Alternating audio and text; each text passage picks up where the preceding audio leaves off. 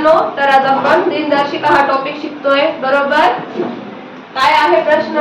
2019 साली बाल दिवस मंगळवारी आला होता, तर 2020 साली बालिका दिन कुठल्या दिवशी येईल?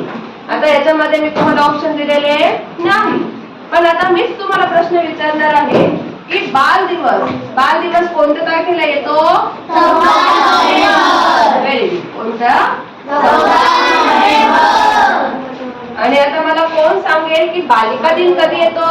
30 जानेवारी. सर्वांनी सामुदायिक उत्तर दिलं तरी चालेल. 30 जानेवारी.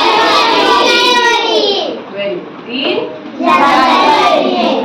आता तुम्हाला काय करायचं आहे?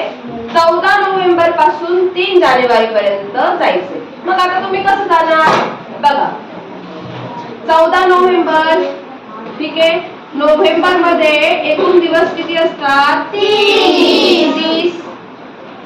हा, आता 30 दिवस असतात, पण आपल्याला कुठून मोजायचं आहे? 14 तारखेपासून. मग 30 वजा 14 किती येत आहे? 16. किती आले ते? 16. म्हणजे नोव्हेंबर मधले किती दिवस आले? 16. आता नोव्हेंबरचा पुढचा महिना कोणता? डिसेंबर मध्ये टोटल किती दिवस असतात? 31. किती असतात?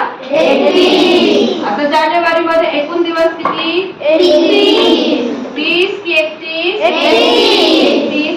पण आपल्याला 31 दिवसांपर्यंत जायचं आहे का? नाही. कितीपर्यंत? 3. कितीपर्यंत आपल्याला जायचं आहे?